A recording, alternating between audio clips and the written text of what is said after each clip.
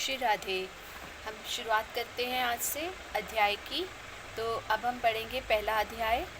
अध्याय 1, कुरुक्षेत्र के युद्ध स्थल में सैन्य निरीक्षण।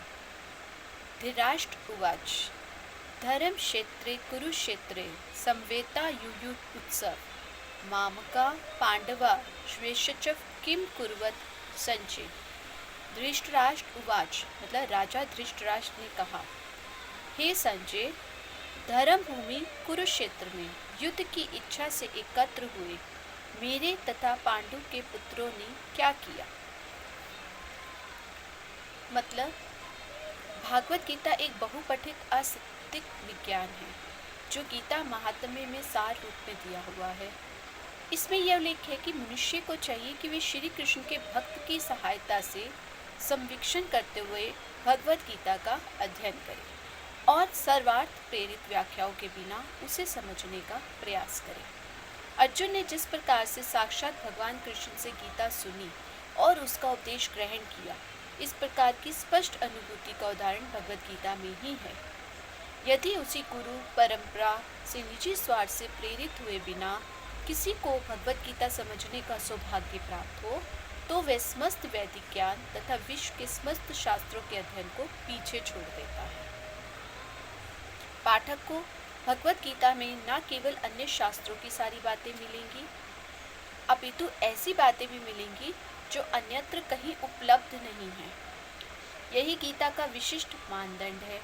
स्वयं भगवान श्री कृष्ण द्वारा साक्षात उच्चरित होने के कारण यह पूर्ण आस्तिक विज्ञान है। महाभारत में वर्णित धृतराष्ट्र तथा संजय की वार्ताएं मीन्स उनकी बातें इस महान दर्शन के मूल सिद्धांत का कार्य करती है। माना जाता है कि इस दर्शन की प्रस्तुति कुरुक्षेत्र के युद्ध स्थल में हुई, जो वैदिक युग से पवित्र तीर्थ स्थल रहा है।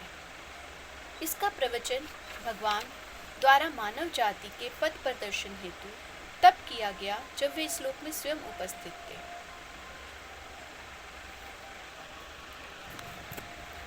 धर्म क्षेत्र शब्द सार्थक है क्योंकि कुरुक्षेत्र के युद्ध स्थल में अर्जुन के पक्ष में श्री भगवान स्वयं उपस्थित थे। कौरवों के पिता धृतराष्ट्र अपने पुत्रों की विजय की संभावना के विषय में अत्यधिक संदिग्ध था। इसी संदेह के कारण उसने अपने सचिव से पूछा, उन्होंने क्या किया।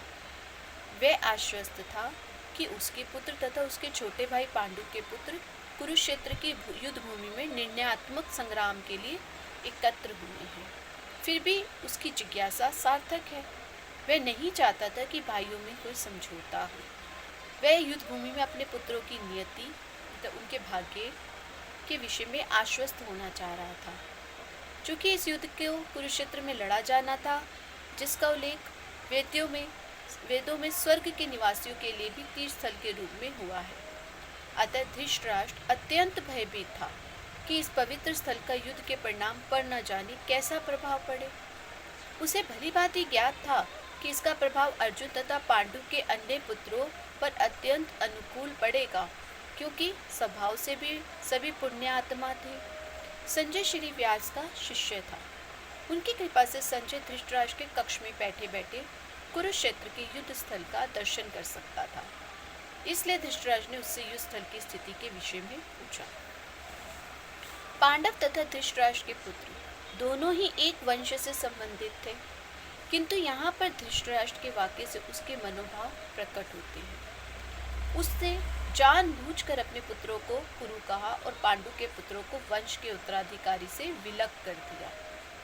इस तरह पांडु के पुत्रों अर्थात अपने भतीजों के साथ धृतराष्ट्र की विशिष्ट मन स्थिति समझी जा सकती है। जिस प्रकार धान के खेत से अवांछित पौधों को उखाड़ दिया जाता है, उसी प्रकार इस कथा के आरंभ से ही ऐसी आशा की जाती है कि जहाँ धर्म के पिता श्री कृष्ण उपस्थित हो, वहाँ कुरुक्षेत्र रूपी खेत में दुर्योधन आदि धृतराष्ट्र के पुत्र रूपी अवांछित पौधों को समूल नष्ट करके युधिष्ठिर नीति नितांत धार्मिक पुरुषों की स्थापना की जाएगी। यहाँ धर्म क्षेत्र तथा कुरुक्षेत्र शब्दों की उनकी ऐतिहासिक तथा वैदिक महत्ता की अतिरिक्त यही सार्थकता है। संजय उवाच दृष्टते पांडवनीकं व्यूढ़ं दुर्योधनस्तदा आचार्य मूप संगम में राजा वचन अम्रिवित। संजय ने कहा, हे राजन, पांडु पुत्र द्वारा सेना की व्यूहरचना देखकर राजा दुर्योधन अपने गुरु के पास गया और उसने ये शब्द कहे। धृतराष्ट्र जन्म से अंधा था, दुर्भाग्यवश वे अत्यधिक दृष्टि से भी वंचित था। वे ये भी जानता था कि उसी के समान उसके पुत्र भी धर्म के मामले में अंधे हैं, और उसे विश्वास था कि वे पांडवों के साथ कभी भी समझौता नहीं कर पाएंगे, क्योंकि पांचों पांडव जन्म से ही पवित्र थे। फिर भी उसे तीर्थ स्थान के प्रभाव के विषय में संदेह था। इसलिए संजय युद्ध भूमि की स्थिति के विषय में उसके प्रश्न के मंतव्य को समझ गया। वह निराश राजा को प्रोत्साहित करना चाह रहा था। उसने उसे विश्वास दिलाया कि उसके पुत्र पवित्र स्थान के प्रभाव में आकर किसी प्रकार का समझौता करने नहीं जा रहे हैं। उसने राजा को बताया कि उसका पुत्र दुर्योधन पांडवों की सेना को देखकर तुरंत अपने सेनापति द्रोणाचार्य को वास्तविक स्थिति से अवगत कराने गया। यद्यपि दुर्योधन को राजा कहकर संबोधित किया गया है, तो भी स्थिति की गंभीरता के कारण उसे सेनापति के पास जाना पड़ा। अतएव दुर्योधन राजनीतिज्ञ बनने के लिए सर्वथा उपयुक्त था, किंतु जब उसने पांडवों की व्यूहरचना देखी तो उसका ये कूटनीतिक व्यवहार उसके भय को छिपा ना पाया। पश्यताम पांडु पुत्राणाम आचार्य महतीम चुमु व्यूनाम रुद्रुपद पुत्रेण तव शिष्य धीमता। पश्य देखिए, हे आचार्य, पांडु पुत्रों की विशाल सेना को देखें, जिसे आपके बुद्धिमान शिष्य द्रुपद के पुत्र ने इतने कौशल से व्यवस्थित किया है। अर्थात परम राजनीतिज्ञ दुर्योधन महान ब्राह्मण सेनापति द्रोणाचार्य के दोषों की इंगित करना चाहता था। अर्जुन की पत्नी द्रौपदी के पिता राजा द्रुपद के साथ द्रोणाचार्य का कुछ राजनीतिक झगड़ा था। इस झगड़े के फलस्वरूप द्रुपद ने एक महान यज्ञ संपन्न किया, जिससे उसे एक ऐसा पुत्र प्राप्त होने का वरदान मिला जो द्रोणाचार्य का वध कर सके। द्रोणाचार्य इसे भली भांति जानता था, किंतु जब द्रुपद के पुत्र धृष्टद्युम्न युद्ध शिक्षा के लिए उसको सौंपा गया, तो द्रोणाचार्य को उसे अपने सारे सैनिक रहस्य प्रदान करने में कोई झिझक नहीं हुई। अब धृष्टद्युम्न कुरुक्षेत्र की युद्ध भूमि में पांडवों का पक्ष ले रहा था, और उसने द्रोणाचार्य से जो कला सीखी थी उसी के आधार पर उसने ये व्यूहरचना की थी। दुर्योधन ने द्रोणाचार्य को इस दुर्बलता की ओर इंगित किया, जिससे वे युद्ध में सजग रहे और समझौता ना करें। इसके द्वारा वे द्रोणाचार्य को यह भी बताना चाह रहे थे कि कहीं वे अपने प्रिय शिष्य पांडवों के प्रति युद्ध में उदारता न दिखा बैठे।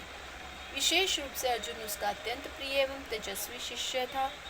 दुर्योधन ने यह भी चेतावनी दी थी कि युद्ध में इस प्रकार की उदारता से हार हो सकती है। आज के लिए हम इतना ही पढ़ते हैं, बाकी अध्याय हम कल पढ़ेंगे। श्री राधे।